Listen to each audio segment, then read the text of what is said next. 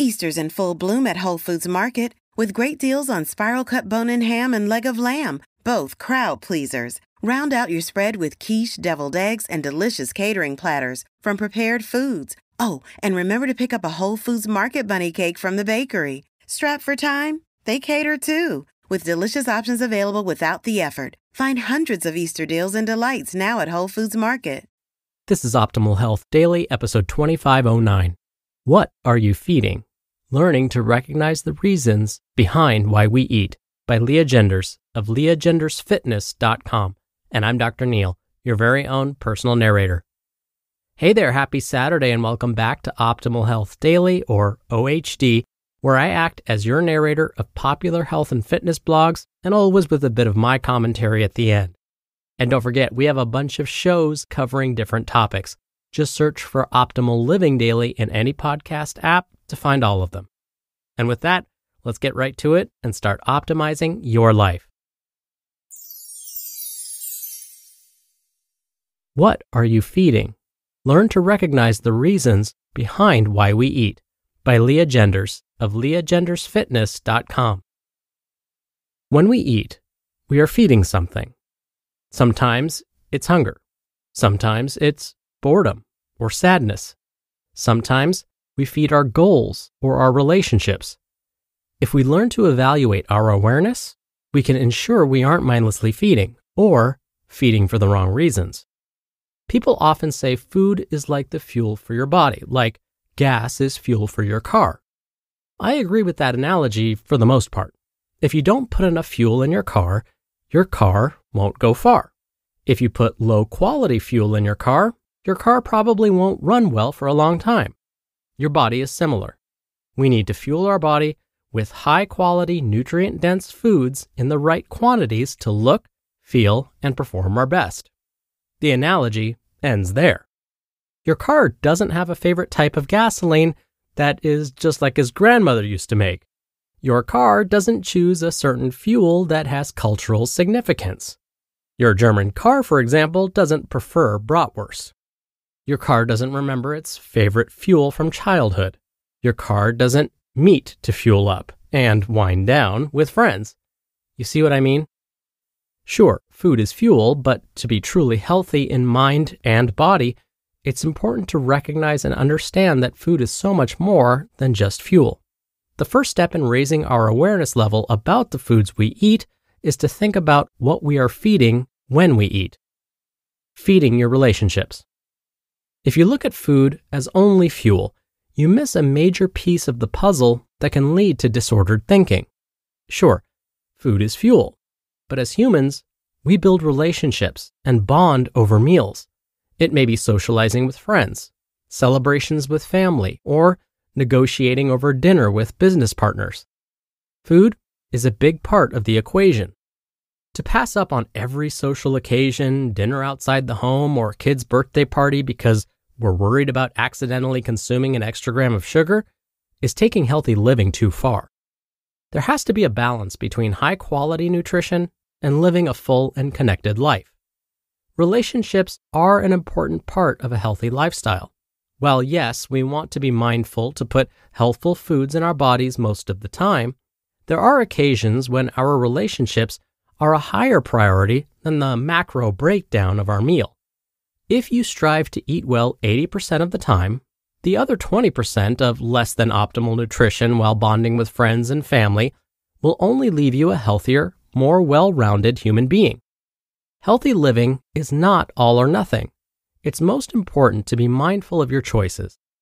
Optimal or not, your choices are thought out and intentional. Feeding your goals. Often, we start a stricter dietary regimen in order to feed our goals. If we want to lose body fat, build muscle, or run a marathon, the food choices we make are more important than ever.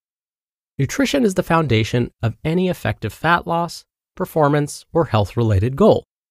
If you're not feeding yourself properly for your specific goal, it's more challenging to achieve. Maybe you're not training for anything. You just want to eat higher quality foods so that you have a healthier body to enjoy life to the fullest. That's a great goal to feed. Proper nutrition comes first. It doesn't mean there isn't room for treats and indulgences. It just means that when we are feeding our goals, our focus is on the nutritional choices that are necessary to achieve them. Feeding your emotions. This is where things get tricky and why a lot of people struggle with food. We aren't eating because we are hungry. We aren't eating because we are training. We aren't eating to have a healthier body. We aren't eating to bond with people. We are eating because we are bored, sad, tired, or angry. When we feed our emotions with food, we tend to ignore all the signals our body sends to tell us when we're hungry, satisfied, or full. When we ignore the signals our body sends, we're more likely to lose control. We are eating to feed emotional needs rather than physical hunger. Learning to tune in to our body's signals is a skill that can be developed to help us control our weight. Our body knows what it needs, and it tells us. But if we've been ignoring or overriding these signals for years, we often have to start again and learn how to listen. If you are eating to feed your emotions, before you can change your eating habits, you often have to discover the root of the problem. What drives you to overeat? Where are these feelings coming from? What feelings are you trying to dull with food? I certainly don't have all the answers. These issues can go a lot deeper than what can be solved by hearing a blog post. There is great strength in asking for help when you realize you can't do it alone. What are you feeding? The first step is awareness. Take a step back and ask yourself, what am I feeding? If you keep a food log, don't just track your calories and macronutrients. Track how you feel before and after you eat each meal and snack. You don't have to change all of your behaviors in one day or even in 1 week. The first step is recognizing your habits, noticing your feelings and how they affect your actions. Before you eat something, ask yourself, what am I feeding? Once you are aware, you can begin to make changes.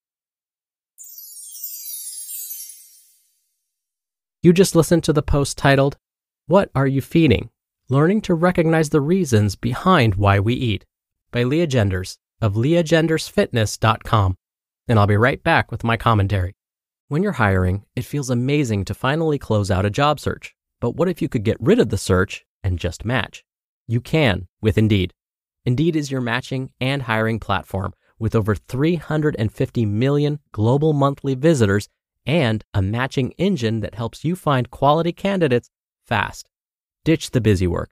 Use Indeed for scheduling, screening, and messaging. 93% of employers agree Indeed delivers the highest quality matches compared to other job sites. One of the things I love about Indeed is that it filters out incompatible applicants. So when you're hiring, the process is much faster and you only have to consider applicants that are already likely to be a great fit. And listeners of this show will get a $75 sponsored job credit to get your jobs more visibility at Indeed.com/health. Just go to Indeed.com/health right now and support our show by saying you heard about Indeed on this podcast. Indeed.com/health. Terms and conditions apply. Need to hire? You need Indeed. Dr. Neil here for my commentary. When I was a health educator and led classes on weight management, I would spend a lot of time discussing reasons why we eat. As Lea said in today's article, we don't always eat because we're hungry. Instead, we may eat because we're stressed or anxious or bored or because it's noon and that means it's lunchtime, so we should eat, even if we're not really hungry at all. I would have my patients think about times when they may have eaten for reasons other than hunger. I mean, we all do it at some point. It's just some have a tendency to do this more often, which can lead to unintended weight gain. My patients would share stories like, after coming home from a long day at work or school, the first stop wouldn't be the closet to hang up their jackets, it would be the refrigerator. I would ask them, when you go to the refrigerator, are you hungry? They would say, no, it's just what I do when I get home. I'm not hungry, it's just a habit. And that's the aha moment. Finding those moments in our lives when we may eat for reasons other than hunger. Once these situations have been identified, we can then do something about it. All right, that'll do it for today. I hope you have a great weekend. And of course, I'll see you back here tomorrow where your optimal life awaits.